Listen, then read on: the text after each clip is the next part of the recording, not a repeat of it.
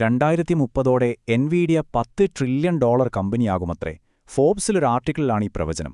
ഒന്ന് ആലോചിച്ച് നോക്കേ, ഇന്നത്തെ ഏറ്റവും വലിയ ടെക് ഭീമന്മാരെയൊക്കെ എത്രയോ പിന്നിലാക്കുന്നൊരു സംഖ്യയാണത്. അപ്പോൾ ഇത് വെറുതെ കാടടച്ച് വെടിവെക്കുന്നതാണോ, അതോ ഇതിനു പിന്നിൽ കാര്യമായി എന്തെങ്കിലുമുണ്ടോ? നമുക്ക് നോക്കാം. അപ്പോൾ ഇതാണ് നമ്മുടെ മുന്നിലുള്ള ഏറ്റവും വലിയ ചോദ്യം. ലോകത്തിലെ ഏറ്റവും മൂല്യമുള്ള കമ്പനികളിലൊന്നായ എൻവിഡിയയ്ക്ക് വെറും 6 വർഷം കൊണ്ട് അതിന്റെ മൂല്യം 3 ഇരട്ടിയാക്കാൻ പറ്റൂ? ഒറ്റയടിക്ക് കേട്ടാൽ നടക്കാത്ത കാര്യമായി തോന്നാം, അല്ലേ? പക്ഷേ ഈ പ്രവചനത്തിന് പിന്നിൽ 3 ശക്തമായ കാരണങ്ങളുണ്ട്. അതിലേക്കാണ് നമ്മളിനി കടക്കുന്നത്. $10 ലക്ഷം കോടി. ആ പൂജ്യങ്ങൾ എണ്ണിത്തീരാൻ തന്നെ സമയമെടുക്കും. പല രാജ്യങ്ങളുടെയും GDPയേക്കാൾ വലിയൊരു സംഖ്യയാണിത്. ഇത് വെറുമൊരു ഊഹക്കണക്കല്ല, മറിച്ച് കൃത്യമായ ഡേറ്റ വെച്ചുള്ളൊരു വിശകലനമാണ്. അപ്പോൾ ഇത് പറഞ്ഞ ആളുടെ ഒരു ട്രാക്ക് റെക്കോർഡ് നോക്കുന്നത് നല്ലതായിരിക്കും, അല്ലേ? ഈ പ്രവചനം നടത്തിയത് ഫോബ്സ് ലേഖികയായ ബെത്ത് കിൻഡിഗാണ്. അവരുടെ മുൻപത്തെ ഒരു പ്രവചനം നോക്കിയാൽ നമ്മൾ ഞെട്ടും. എൻവിഡിയ ആപ്പിളിനെ മറികടക്കാൻ 5 വർഷമെടുക്കുമെന്ന് അവർ പറഞ്ഞു. പക്ഷെ എന്താ സംഭവിച്ചത്? വെറും 3 വർഷം കൊണ്ടത് നടന്നു. അതായത് പറഞ്ഞതിലും 2 വർഷം മുന്നേ. അപ്പോൾ അവരുടെ ഈ പുതിയ പ്രവചനത്തെ അത്ര പെട്ടെന്നൊന്നും തള്ളിക്കളയാൻ പറ്റില്ല. അപ്പോൾ എന്താണ് ഈ $10 ട്രില്യൺ പ്രവചനത്തിന് പിന്നിലെ ആദ്യത്തെ കാരണം? അത് മറ്റൊന്നുമല്ല, AI ഡേറ്റ സെന്ററുകൾക്ക് വേണ്ടിയുള്ള അടങ്ങാത്ത ആവശ്യകതയാണ്. ഇത് വെറുതെ പറയുന്നതല്ല. എൻവിഡിയയുടെ CEO ജെൻസൺ ഹുവാങ് തന്നെ പറയുന്ന കേൾക്കൂ. ദശലക്ഷക്കണക്കിന് GPU ഡാറ്റാ സെന്ററുകളുടെ കാലം വരുന്നു. ഒന്നാലോചിച്ചു നോക്കൂ. ഭാവിയിൽ നമ്മൾ ഇന്റർനെറ്റിൽ കാണുന്ന, ചെയ്യുന്ന ഒട്ടുമിക്ക കാര്യങ്ങളിലും ഒരു ജനറേറ്റീവ് AI ഉണ്ടാവും. ഇതിനൊക്കെ എന്തുമാത്രം കമ്പ്യൂട്ടിംഗ് പവർ വേണ്ടിവരും? ആ പവർ നൽകാനാണ് ദശലക്ഷക്കണക്കിന് GPUകൾ വരാൻ പോകുന്നത്. ഈ ചാർട്ടിലേക്കൊന്ന് നോക്കൂ. ആ വളർച്ചയുടെ ഒരു കുതിപ്പ് കണ്ടോ? ഇന്ന് 10,000കണക്കിന് GPUകളാണെങ്കിൽ 2025 ആവുമ്പോഴേക്കും അത് ലക്ഷങ്ങളാവും. അതിനപ്പുറം ദശലക്ഷങ്ങളിലേക്ക്. ഓരോ ഘട്ടത്തിലെയും ഈ കുതിച്ചുചാട്ടമാണ് എൻവിഡിയയുടെ വരുമാനത്തിന്റെ പ്രധാന എഞ്ചിൻ. ഇത് വെറും കണക്കുകളല്ല, ശരിക്കും സംഭവിക്കുന്ന കാര്യമാണ്. മൈക്രോസോഫ്റ്റ്, മെറ്റ, എക്സ്, ഈ വമ്പന്മാരൊക്കെ ലക്ഷക്കണക്കിന് GPUകളാണ് വാങ്ങിക്കൂട്ടുന്നത്. ശരിക്കും പറഞ്ഞാൽ ഒരുതരം ആയുധ മത്സരം പോലെയാണത്. ഈ ഭ്രാന്തമായ ഡിമാൻഡ് നിറവേറ്റാൻ ഇന്ന് മാർക്കറ്റിൽ ഒറ്റ പേരേ ഉള്ളൂ: എൻവിഡിയ. ഓക്കെ, അപ്പോൾ ഡിമാൻഡ് ഒംജമാണ്. പക്ഷെ എന്തുകൊണ്ടാണ് എല്ലാവരും എൻവിഡിയയിലേക്ക് തന്നെ ഓടുന്നത്? അതാണ് നമ്മുടെ രണ്ടാമത്തെ പോയിന്റ്. എതിരാളികൾക്കൊന്നും അടുത്തെത്താൻ പോലും പറ്റാത്ത അവരുടെ ടെക്നോളജിക്കൽ കോട്ട. നമ്മളിൽ പലരും എൻവിഡിയ ഇപ്പോഴും ഓർക്കുന്നത് ഗ്രാഫിക്സ് കാർഡുകളുടെയും ഗെയിമിങ്ങിന്റെയും പേരിലാണ്. പക്ഷേ ആ ധാരണ മാറ്റിവെച്ചോളൂ. കഴിഞ്ഞ 8 വർഷത്തെ കഠിനാധ്വാനം കൊണ്ട് അവർ വെറുമൊരു ചിപ്പ് കമ്പനി എന്നതിൽ നിന്ന് ഒരു സമ്പൂർണ്ണ AI സിസ്റ്റംസ് കമ്പനിയായി മാറിക്കഴിഞ്ഞു. അതായത് വെറും കമ്പോണൻസ് വിൽക്കുന്നതിന് പകരം അവർ ഒരു കംപ്ലീറ്റ് AI പ്ലാറ്റ്ഫോമാണിന്ന് നൽകുന്നത്. അവരുടെ ഈ മാറ്റം നമുക്ക് ഈ ടൈം ലൈനിലൂടെ ഒന്ന് നോക്കാം. ഓരോ 2 വർഷത്തിലും അവർ ടെക്നോളജിയിലൊരു വിപ്ലവം തന്നെ സൃഷ്ടിച്ചു.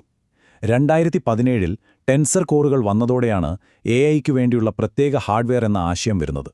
പക്ഷെ ശരിക്കുമുള്ള ഗെയിം ചേഞ്ചർ വന്നത് 2022-ലാണ്. ഹോപ്പർ.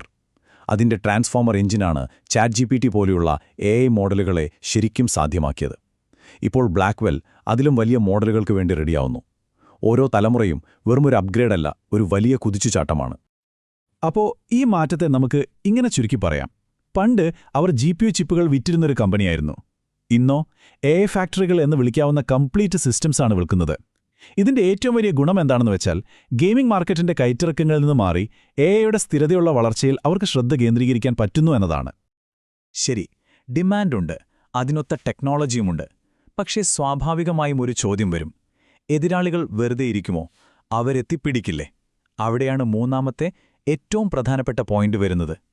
എൻവിഡിയ അവരുടെ വേഗത കുറയ്ക്കുകയല്ല, കൂട്ടുകയാണ്. ഇതാണ് അവരുടെ യഥാർത്ഥ ട്രംപ് കാർഡ്.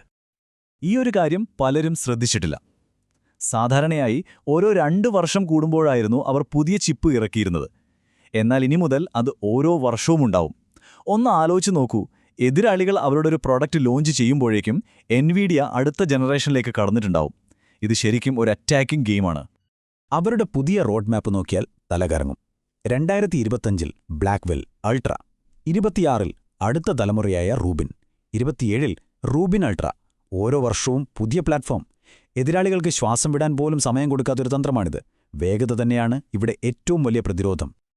അപ്പോൾ നമ്മൾ ഡിമാൻഡിനെക്കുറിച്ച് പറഞ്ഞു, ടെക്നോളജിയെക്കുറിച്ച് പറഞ്ഞു, പിന്നെ അവരുടെ വേഗതയെക്കുറിച്ചും പറഞ്ഞു. ഇതെല്ലാം കൂടി എങ്ങനെയാണ് $10 ട്രില്യൺ എന്ന ആ വലിയ സംഖ്യയിലേക്ക് എത്തുന്നത്? നമുക്കതിന്റെ കണക്കുകളിലേക്കൊന്ന് കടന്നുനോക്കാം. ഈ കാണുന്ന ടേബിളിലാണ് ഈ പ്രവചനത്തിന്റെ കാതലിരിക്കുന്നത്. ഇന്ന് ഏകദേശം $90 ബില്യൺ അവരുടെ ഡാറ്റാ സെന്റർ വരുമാനം. അത് 2030 ആകുമ്പോഴേക്കും $800 ബില്യൺ ഉയരുമെന്നാണ് ബെത്ത് കിൻഡിംഗ് പ്രവചിക്കുന്നത്. അതായത് ഏകദേശം 800% വളർച്ച. ഇത്രയും ഭീമമായ ലാഭകരമായ വരുമാനം സ്ഥിരമായി നേടുന്ന ഒരു കമ്പനിക്ക് മാർക്കറ്റ് കൊടുക്കുന്ന വിലയാണ് ആ $10 ട്രില്യൺ. ഇനി ഇതിലെ ഏറ്റവും രസകരമായൊരു കാര്യം പറയാം. കഴിഞ്ഞ 18 മാസം കൊണ്ട് എൻവിഡിയയുടെ സ്റ്റോക്ക് വില 500% കൂടിയത്. പക്ഷേ അതേസമയം അവരുടെ വരുമാനം കൂടിയത് 600%. അതായത് സ്റ്റോക്ക് വിലയേക്കാൾ വേഗത്തിലാണ് കമ്പനി വളരുന്നത്. അതുകൊണ്ടാണ് ലേഖിക പറയുന്നത് പുറത്തുനിന്ന് നോക്കുമ്പോൾ തോന്നുന്നത്ര ഓവർ വാല്യൂഡ് അല്ല എൻവിഡിയ എന്ന്. അപ്പോൾ നമുക്കൊരു ചോദ്യത്തോടെ ഇത് അവസാനിപ്പിക്കാം. ബെത്ത് കിൻഡിങ്ങിന്റെ മുൻ പ്രവചനം, അതായത് എൻവിഡിയ ആപ്പിളിനെ മറികടക്കുമെന്നത് അവർ പറഞ്ഞതിലും 2 വർഷം മുൻപേ സത്യമായി. അങ്ങനെയെങ്കിൽ ഈ $10 ട്രില്യൺ എന്ന പ്രവചനവും 2030 മുൻപ് തന്നെ യാഥാർത്ഥ്യമാകുമോ? കാത്തിരുന്ന് കാണേണ്ടി വരും.